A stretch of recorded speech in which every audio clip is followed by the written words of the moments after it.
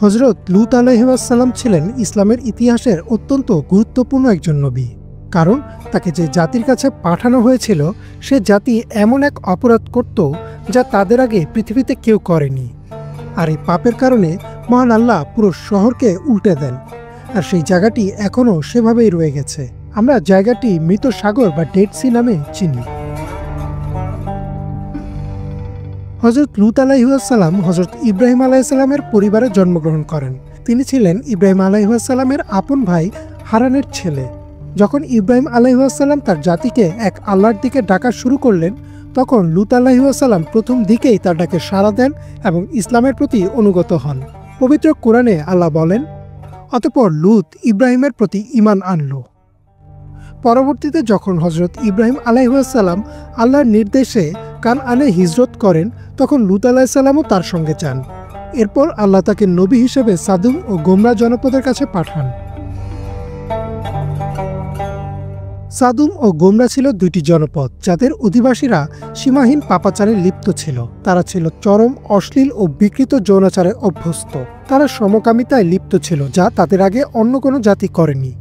পবিত্র কোরআনে আল্লাহ তাদের কুকর্মের বিষয়ে বলেন, আর স্মরণ করো যখন লূত তার সম্প্রদায়ের লোকেদের বলেছিল, তোমরা কি এমন এক লজ্জাজনক কাজ করছো যা আগে কেউ করেনি?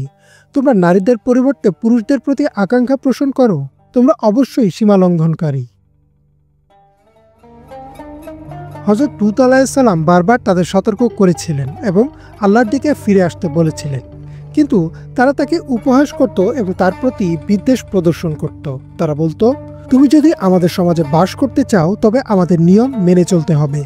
অবশেষে আল্লাহর আদেশে ফেরেশতারা এক সুসংবাদ ও এক শাস্তির বার্তা নিয়ে হাজির হন। তারা প্রথমে ইব্রাহিম আলাইহিসসালামের কাছে যান এবং তাকে পুত্রের সুসংবাদ দেন। এরপর তারা লূত আলাইহিসসালামের কাছে এসে জানান যে এই অপরাধী জাতিকে ধ্বংস করে দেওয়া হবে। সেই ফেরেশতারা এসেছিলেন সুদর্শন পুরুষের রূপে। আর সেই পাপিষ্ট জাতি সেই ফেরেশতাদের দিকেও খারাপ নজর দেয় এবং লূত আলাইহিসসালামের বাড়ি ঘিরে ফেলে। কিন্তু ভোরবেলা তাদের উপর নেমে আসে ভয়াবহ আযাব। প্রথমে হযরত জিবরাইল আলাইহিসসালাম আল্লাহর নির্দেশে এক প্রচণ্ড চিৎকার করেন। এরপর নিজের পাখার এক কোণা দিয়ে পুরো শহর আকাশ পর্যন্ত উঠিয়ে উল্টে আবার মাটিতে ফেলে দেন।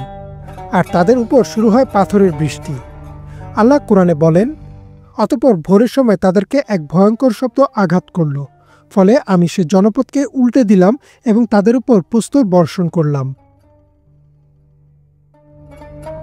আল্লাহর নির্দেশে হযরত লূত আলাইহিসসালাম ও তার অনুসারীরা রাতের আধারে শহর ছেড়ে পালিয়ে যান।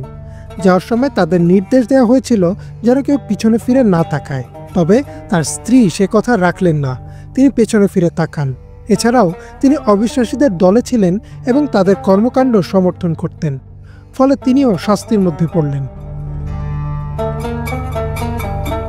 আজও মৃত সাগর লূত আলাইহিসসালামের জাতির উপর আসা আযাবের নিদর্শন। নাম সাগর হলেও আসলে এটি একটি লেক। আর এর নাম মৃত সাগর কারণ এখনও কোনো প্রাণী বা উদ্ভিদ এখানে জন্মাতে পারে না। এছাড়াও এই অংশটিকে ভূপৃষ্ঠের সবচেয়ে গভীর বিন্দুও বলা হয়। আর এই অঞ্চলটিকে আল্লাহ এখনও নিদর্শন হিসেবে রেখে দিয়েছেন। ইমরান মাহমুদ, বাংলা ভিশন।